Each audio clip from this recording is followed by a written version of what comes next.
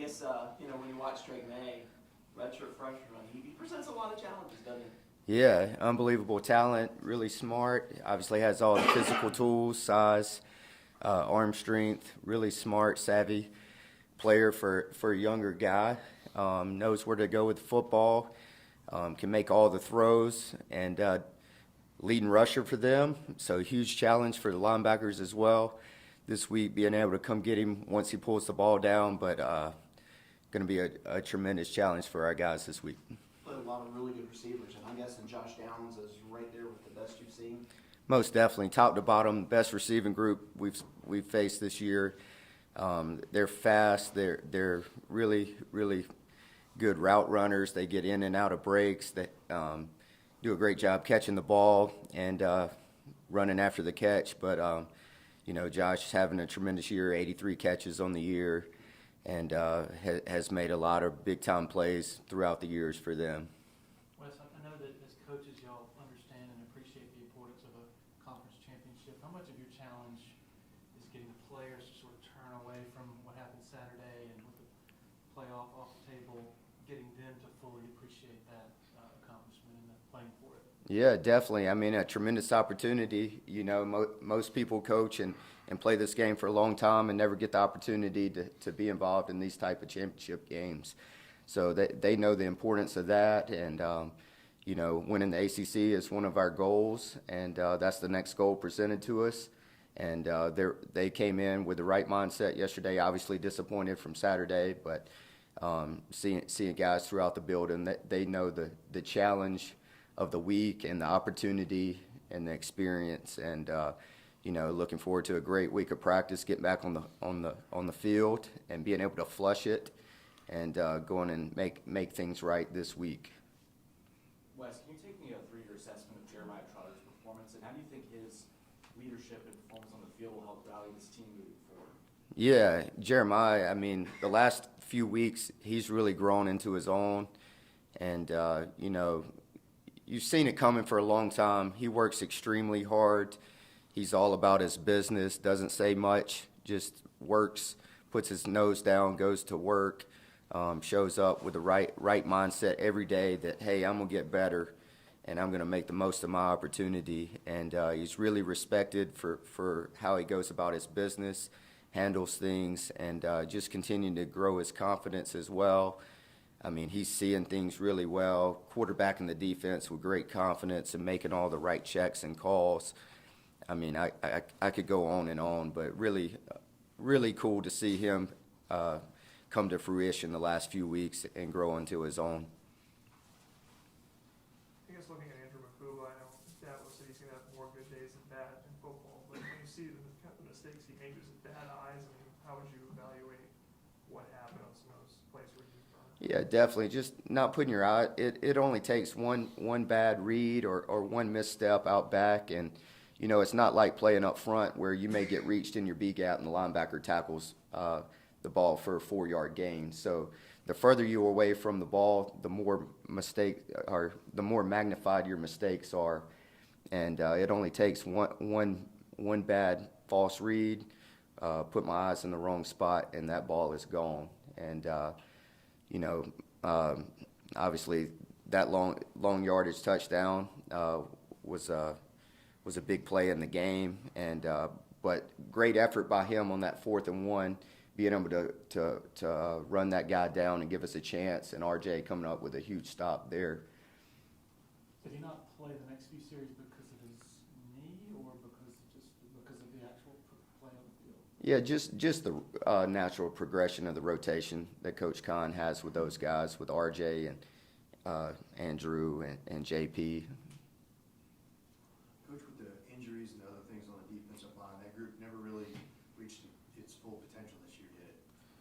As far as having all those guys together at the same time. Yeah, I mean that's football. No, you're never going to have your whole roster for X amount of games. There's always going to be ebbs and flows throughout the season, and guys are going to be in and out of the lineups. You're going to always have that challenge, whether it's high school, college, or at the NFL level. And but guys who have been in the lineup, they've been fighting and giving great effort and doing everything we've asked from that standpoint. I guess RJ Mickens obviously had the targeting calling Austin for that entire second half. When you look back on it, I mean, how much did that impact the game? Do you feel like losing him at that point? I wouldn't say that necessarily losing him had an effect on what we needed to do from there to the end of the game defensively. I guess how do you guys coach that? You know, I think you got a few targeting calls. I mean, how do you kind of eliminate some of those where helmet's helmet contact? I mean, how much do you preach? Yeah, definitely. Just always try to teach guys keep their eyes up. That's the biggest thing. Tackling eyes up. Once you duck your head, it puts you in a dangerous situation to hurt yourself, but also increases targeting fouls as well.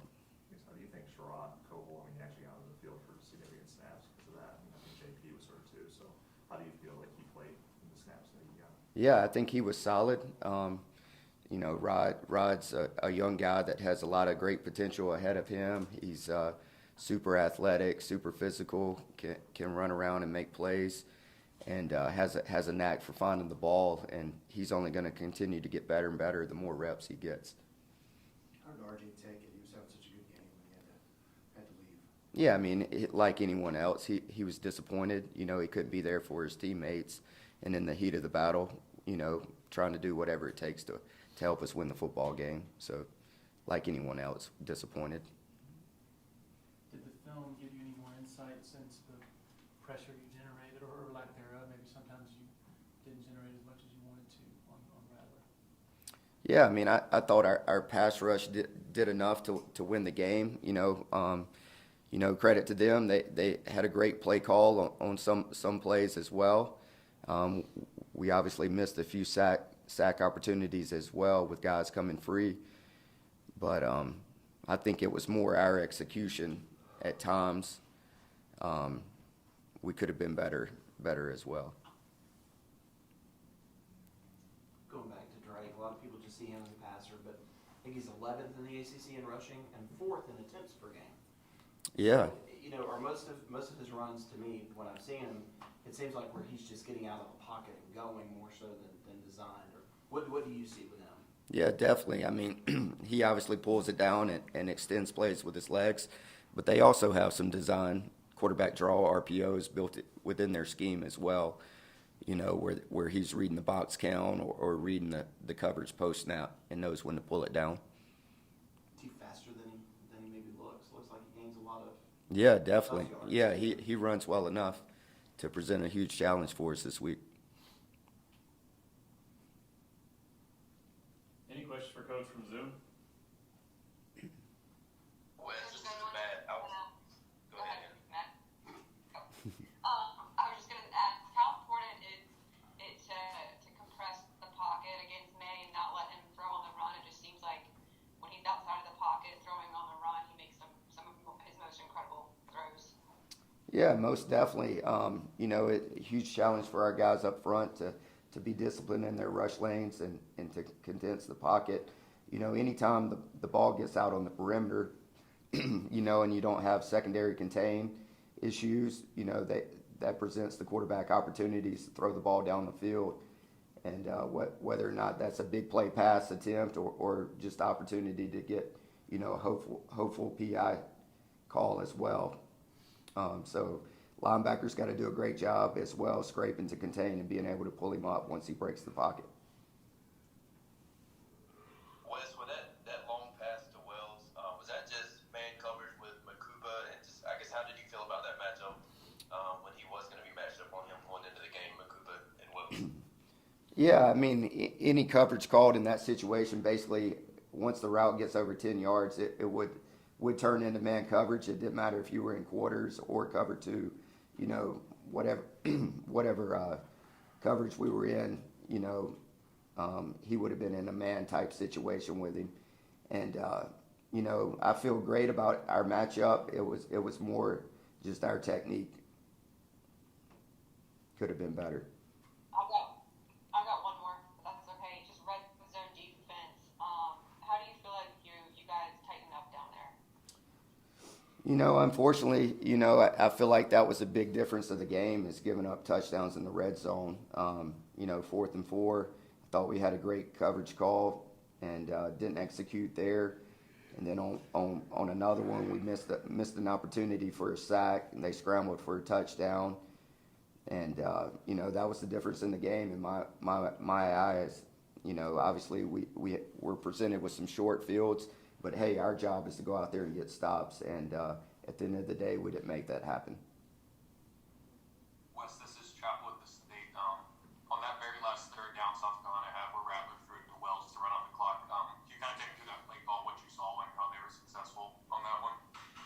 Yeah, I mean, they lined up in empty, and you kind of knew what was coming. Unfortunately, we missed 2 opportunities to get him down without converting the first down, and we missed tackles on that play.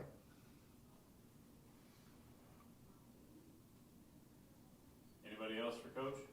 Wes, do you have to balance being as aggressive as maybe you want to be with some of your calls and your pressures with just knowing how potent they can be through the passing game, some of the big plays that you guys have given up at times this year through the year?